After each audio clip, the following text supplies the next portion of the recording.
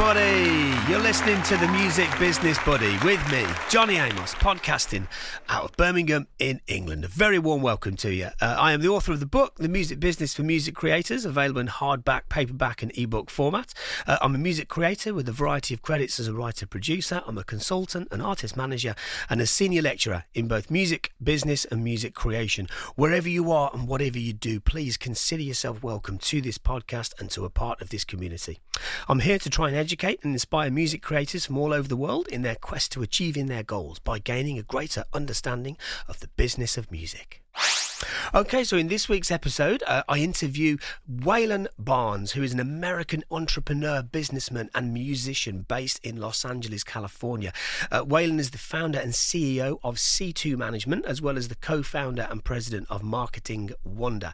Waylon established C2 Management as a music marketing company that focuses on both artist development and also marketing for both independent and mainstream artists, as well as for labels and for management companies too. So through his work at C2, he's collaborated with Grammy award-winning musicians and Billboard charting artists and some of the biggest names in the industry. He continues to serve as an active managing partner and the sitting CEO of the company. In addition, he's also a member of the Forbes Council, where he regularly contributes articles on the modern music industry and shares his marketing insights, right, with a global readership. He's a very impressive man. He's a very nice man. And the interview with him I shall play now. Waylon, welcome to the Music Business Buddy. It's good to have you here. Firstly and foremost, how are you? I'm great. Living life. Life's fantastic. I'm sitting here talking to you, so things are going swimmingly. Likewise. I go along with that. Well, Waylon, I've got to say this to begin with, because I've been reading about you and all the things that you do, and you have an incredibly impressive portfolio. So might I just start by just congratulating you, right, on everything that you've achieved to this point in your career. It's really great to be joined by you. Let's start by talking about the work that C2 Management does. You work with emerging artists as well as more established acts, and you work with labels and management companies with a focus on both the sort of artistic development and also the strategic approach to marketing and whatnot. How important is it that an artist that you work with has a good idea of their sort of niche, their market, before they engage with your services? Sure. Look, it's a good question, but I don't think it's particularly important. I think it's helpful 100%. But really, that's what we're for. So, I've worked with countless artists that think they know who their niche is and who their main audience is, and come to find out they really couldn't have been more wrong, right? So, yes, 100%. Is it fantastic that you think you know it, or that you have no clue? Whatever it may be, that's what we're for. We utilize a lot of proprietary data and social listening tools to really identify who your main audience is, right? So not particularly important when you come to us. That's what we're for. We're your trusted advisors, and we're going to give you the short of the skinny. What a brilliant answer. I love that. Because I know that there is so much pressure sometimes on artists to have to be multifaceted and to kind of, try their best to understand their audience and then do what they can with that data. But the art form of building inferences from looking at data is something that, many artists perhaps might struggle with because their focus is on making music. And you're absolutely right. If they think they have a good understanding of who their audience is and they build towards that, but actually they're kind of wrong, then they can put a lot of, the wrong steps in place. So that's really refreshing to hear you say that. I like that. Yeah, I think it's super important for artists to know the direction they're going into. So if you know exactly who your audience is, you're not going to frivolously spend in the wrong direction, right? And I think if you're spending in the wrong direction, your budget is not going to go as far. You're not going to do as well. And that's that. So utilizing data and really figuring out and pinpointing who your audience is, if it's 18 to 24-year-old females that like Taylor Swift, and that's it, right? Yeah. Good point.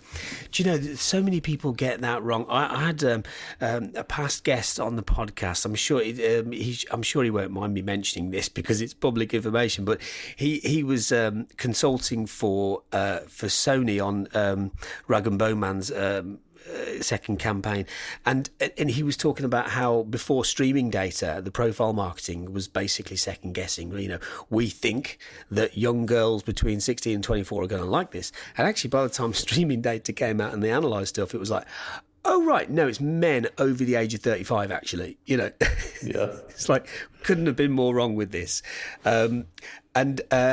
you know, you can make these mistakes. You could spend millions on the wrong campaign there, you know, and then gone, oh, well, that hasn't worked. Let's move on. Let's drop the artist or whatever it might be. So it's important to get that sort of, you know. Now, what about this? Apologies in advance, by the way, Waylon, because this is a stinker of a question, right? But I thought you're a knowledgeable guy. I'll throw this at you and see what you think, right? I love the stinkers. Let's do it. Okay. Good man. So with kind of virality leading to streaming growth and then streaming growth leading to fandom, that sort of funnel, if you will, has the recorded music sector become too reliant on social media? Well, certainly, yeah. And to some point, I'm confident that every sector in the entertainment industry and most businesses are too reliant on it.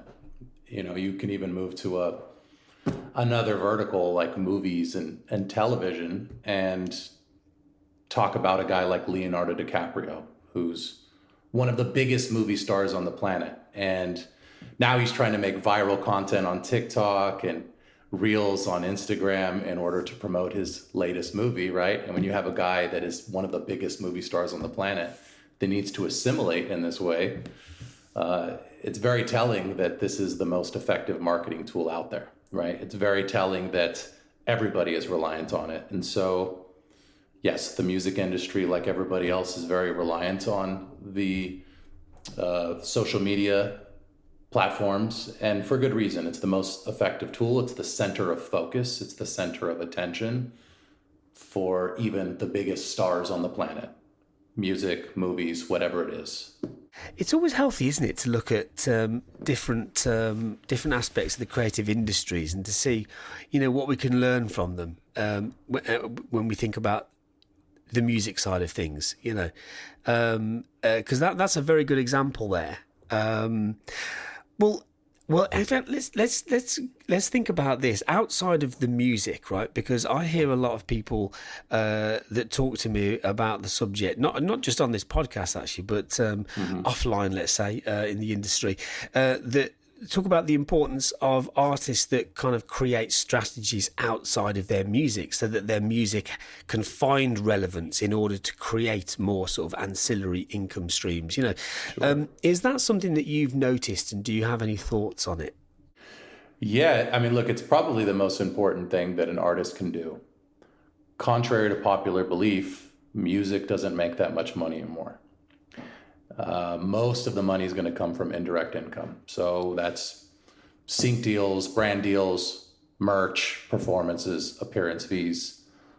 Those are the things that artists need to have a blueprint to attract, right? And so attention is what attracts them. So for literally anything of value, attention's the biggest commodity. So one of the tools is their music, right? Of course, if they make good music, maybe it goes viral, maybe it has a moment, awesome. You have some attention, right? Tool number 2 is marketing it, right? So if you use marketing properly, you're going to add fuel to the fire. So that's going to help it grow outside of its organic bubble. Those indirect income streams are going to be a lot easier to attain. And so, yes, I think it is the most important strategy for artists to create strategies outside of their music, because that's simply how they're going to get paid, right? You're demonstrating that you're an artist in demand. It's, you know, you take a value proposition like somebody that's booking somebody in Chicago, for instance. Wow, this person's definitely worth booking in Chicago. Look at how many streams they've had in the last 28 days here.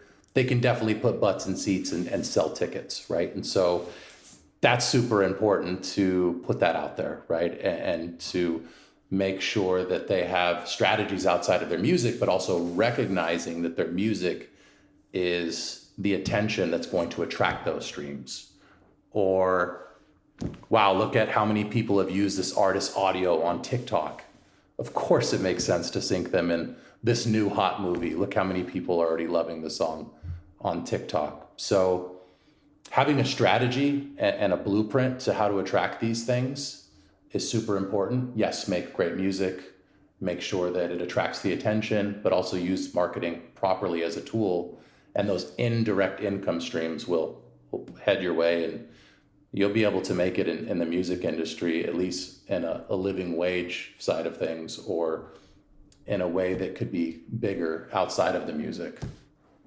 Yeah, good point.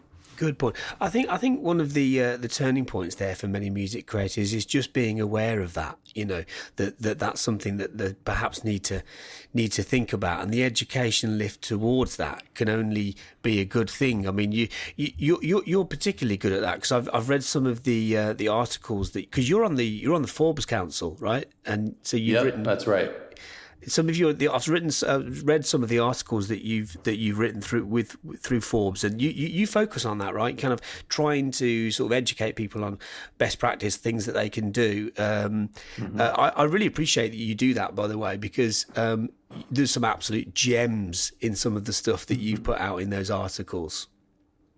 Thank you. I think it's important for artists to understand how to make it in the music industry and how to approach things in a holistic way, because a lot of it starts from you, the person, and also it comes from being aware of the current lay of the land of the modern music industry. I think a lot of modern artists still have this archaic way of thinking that, oh, I'm going to sign to this major label and I'm going to make millions of dollars and my art's going to find a spot in modern culture. And the reality of it is that major labels are not always the best answer, but they are also a necessary part of the music industry. And the more you know, the better you're going to be able to make the decisions that are conducive to your success or your goals. Yeah, absolutely right. Absolutely. What about, and let's think about the audio streaming kind of ecosystem, right? Are there any changes? I mean, you know, or let's put it this way. What changes, if any, would you like to see in the audio streaming ecosystem moving forward, you know, for artists? Do the DSPs need to adapt to any changes that you foresee ahead? Yeah, I mean, the first thing that I would say is I'd really like them to pay artists more, point blank, a living wage. I think that it's deserved, and I think the reason why an artist needs to have a plan outside of their music is simply because the DSPs, the platforms, they're not paying the artists a living wage for their music. And I think DSPs could be a bit more of an ally to the artist and demand more for the artist distributing through them. And, you know, of course, that may or may not happen because, you know, they're on the take. they're getting... they're a little bit more under the thumb of the platforms and the labels as opposed to who their real clients are, and that's the artists. So in short, I think the changes that I would like to see is that they pay artists a living wage, they pay artists the proper amount per stream, and they just pay artists more in general because they are the bread and butter of the entirety of the music industry. I'd like to see that too as well. Yeah, that's a good point. Do you know, one of the things that I thought of when when I was reading about your company, about C2 management and what you do, I thought to myself, wow, this is very, very now, because what we're seeing is a move towards a much more kind of artist-centered ecosystem, which, and I kind of think, what does that really look like? And I suppose what it really looks like is kind of ownership of intellectual property and rights, and also flexibility to kind of work with who you want to work with. So if in an ideal world, let's say an artist says, right, okay, I'm going to sign a major deal with Universal, I'm going to have this fantastic team around me, actually they're not going to have any kind of say-so as to kind of what the marketing team do on a day-to-day basis, or how they report to them. Or whereas if they were to go, do you know what, instead of going to Universal, what we're going to do is we're going to go to the distributor and get advanced through them, because then we can spend the money on the people that we actually do want to work with, people like your good self, right? That would then go, this is the idea of what we want to do. We don't really know how to get there. Waylon, do you have an idea of how we get there? And and so what you offer there it is much more akin to control for the artist, and to have that flexibility, that freedom. I think there's going to be, surely there must have been a point, perhaps, a few years ago, where you kind of spotted that and thought, this is needed here. Was that kind of why you set up the company? Yeah, certainly. I mean, look, we started out of a studio in Hollywood 6 years ago. In October, it was our 6-year anniversary. And one of the biggest things that we noticed is that artists would make music and they really had no idea what to do with their music afterwards.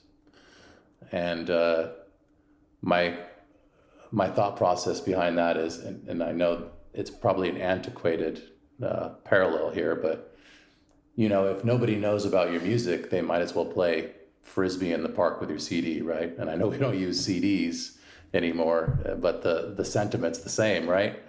Yeah. And so one of the biggest reasons why we started the company was really just to give the artists a choice and trusted advisorship and help in a really difficult music industry, a really confusing place where you have to wear 40 hats just to be an artist. And so out of necessity, C2 Management was born to help those artists, right? And fast forward to a few years ago, you say, okay, well, these guys want to sign to a major label and they don't really get a say-so in the marketing, but, maybe they don't sign the major label deal and they take an advance from the DSP and then they get to go work with C2 Management or some other marketing company. The funny part that people don't tell you about is that most of these labels in the last few years have fired entire marketing departments and are outsourcing to third parties like us already. So you got an artist that's coming to go sign a deal thinking they're going to get Universal Music Group's marketing, and I'm not saying it's Universal Music Group or anything to that nature, but as an example, right? They're saying, we think we're going to get this marketing from this major label, but in reality, this major label is turning around and just outsourcing to us anyway. It's like, at the end of the day, if you're able to do it yourself, you can get the same sort of marketing from our company that you could get from signing to a major label, because we are the third-party marketing company of said label. Yeah, okay. I'm glad you said that, because I've noticed that shift as well. In fact, literally earlier today, I was talking to a music industry professional about a couple of artists that he's working with. One of them in particular is very, very established, and his label are doing exactly that. They're literally they reduced their staff count for those reasons. It was the entire marketing team, and it is perhaps to be able to have more flexibility, to be able to go, right, let's go and work with these guys over here. They have a good idea of how they do this. Mm-hmm. And, you're very specialized in what you do. I think sometimes for artists, it can be difficult to be able to kind of, the goal is in making that music, right? Getting that art out of them. And perhaps there's not always the thoughts of, how does this actually connect with people? Like, who would listen to this? What else are they into? What is their lifestyle like? And so, you're the perfect partner there, to be able to kind of come in from an objective position and say, right, you know, this thing that you've put your heart and soul into, we can see some alignment here with these kind of partners over here. And then they kind of go, oh, I never would have thought about that if I'd not spoken to you, you know. And that's what this is all about, isn't it? It really is. It's making sure that, you know, the artists have a place where they feel they have a team, as opposed to signing the deal and, hey, go make your records and come to us when it's done. It's like, no, okay, well, I need somebody that's going to be there every step of the way. Hey, what do you think about this record? Is this worth being the single? Or, hey, what do you think of this rollout idea? Or should I brand myself in this way? It's having that trusted consultancy, that advisorship that's really going to help them and build their team for the long haul, for success.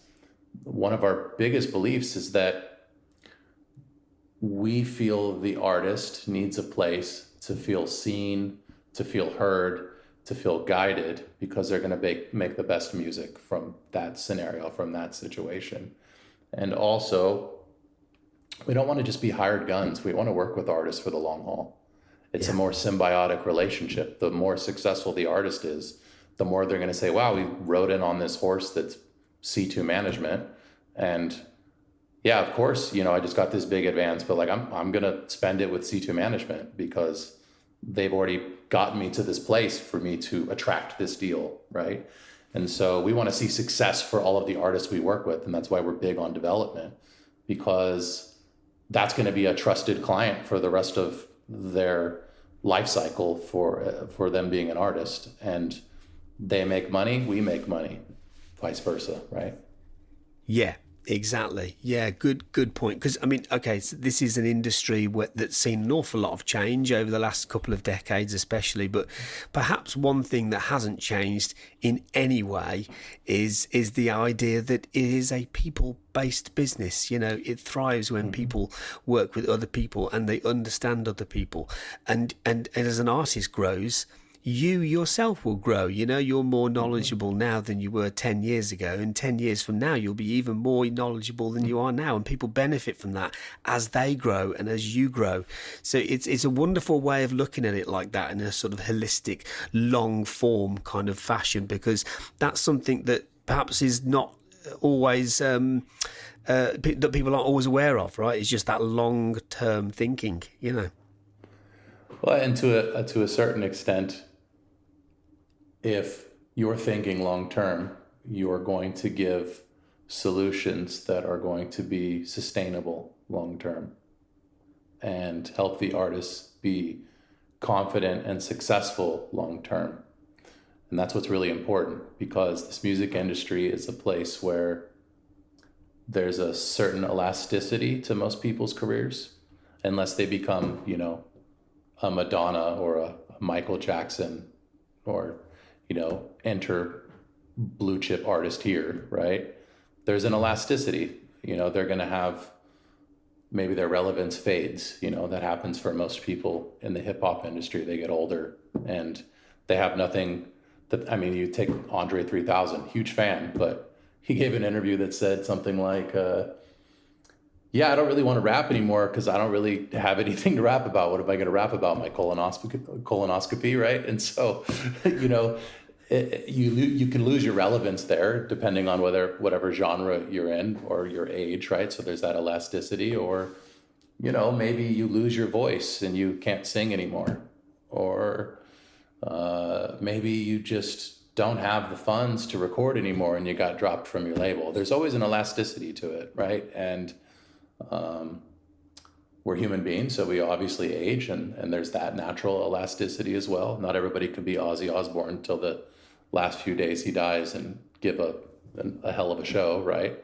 Yeah. And so making sure that we give holistic advice and sustainable advice to sustain the career for however long it is super important.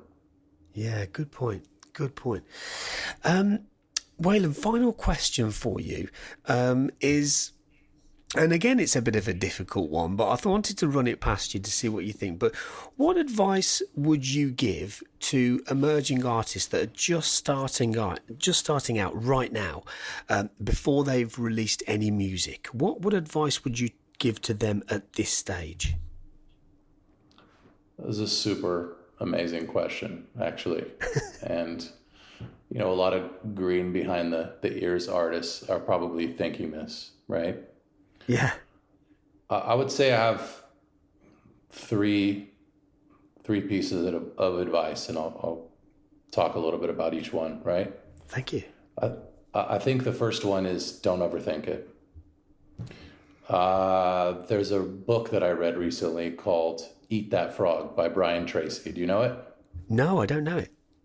So it's about productivity and being efficient and not procrastinating, all this good stuff, right? Okay. But in it, he gives a story about these guys that are trying to make their way across the Sahara Desert. Super arduous journey. And of course, anybody who's going to try to walk through the Sahara Desert is probably thinking, wow, I probably need to overthink this a little bit before I get started, right?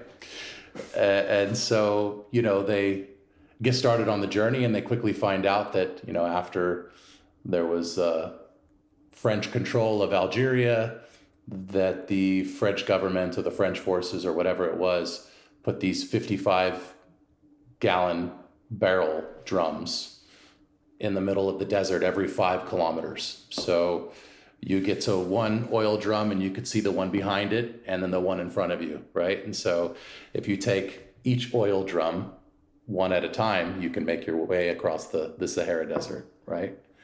And so I think overthinking it and life and in general being on a path is very similar as far as a parable to the story, because you really don't know what's going to be revealed to you until you get on the path, right? Yeah. So if these guys overthought it, they probably wouldn't have found out that, quickly, there's a 55-gallon oil drum that's sitting here in the Sahara Desert every 5 kilometers. And so, they got on the path and it was revealed to them as they went along with it. And I think that this is very similar to what the music industry is and most things in life, that you're never going to know what is there and what will be revealed to you until you get started. And so overthinking it is something that is never going to help you get started. So a lot of artists will say, this is my first album, or this is my magnum opus, or whatever it is.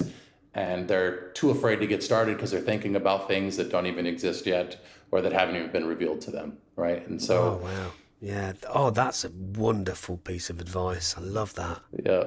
And so, you got to look for your next oil drum, but in order to find it, you got to get started, right? And so don't overthink it is advice number one, right? The second one I would say is don't be afraid to make mistakes. If you're afraid to make mistakes, you're probably going to overthink things. And if you're overthinking things, you're probably afraid to make mistakes.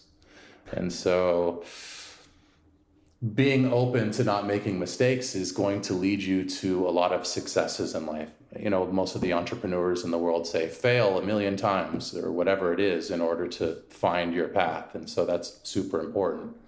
You think of a guy like Machine Gun Kelly, for instance, excellent rapper. I always thought he was an excellent rapper. And people think he made the mistake of dissing Eminem, right? And what grew out of that was he became an alternative artist and one of the most famous alternative artists on the planet, and had an amazing career.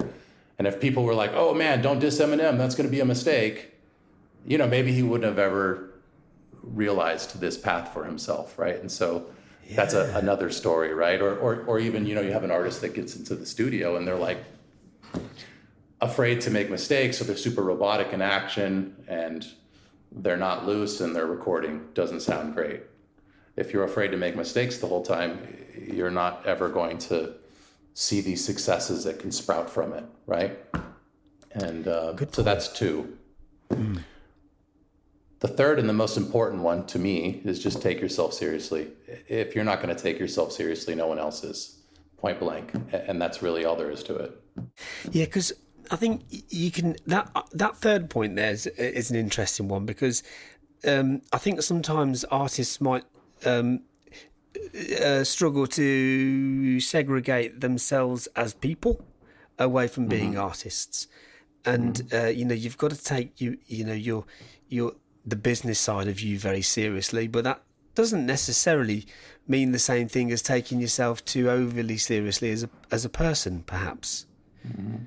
But it's a very, very, very important point. 3 absolute wise nuggets of advice there, Waylon. Thank you so much. I really appreciate that. You're a top man. I appreciate the talk. I appreciate you coming here and sharing your thoughts, and keep up the good work with everything you do, with all of your projects, all of your ideas. I wish you nothing but luck going forward, and keep doing the good things that you're doing in this industry.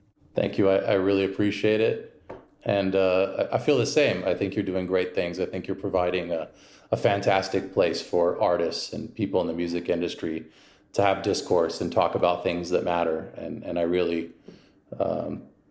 give you a big salute for that. So keep it up. I'm really happy to be on the podcast here today, and happy to see the things that you're doing. Oh, top man. Likewise. Thank you so much, Waylon. Of course. Ah, top guy. What a lovely fella. I know I say that a lot, by the way, about guests, but I really mean it. Like I pride myself in sort of, collecting good people, let's say, in this business, and my goodness, Waylon fits that bill. A really, really nice guy. Do you know what, everybody? He really, really cares. And that, I think, is why he's got so good at what he does. And what he does is very multifaceted, of course. And he plows everything he's got into everything that he does. And it really, really shows, not only in his sort of success rate, but also just in his perspective. He's kind, he's warm, he really, really cares about art. And he is, of course, an artist himself. I hope that you've enjoyed that episode. Have a great day, everybody. Until next time, may the force be with you.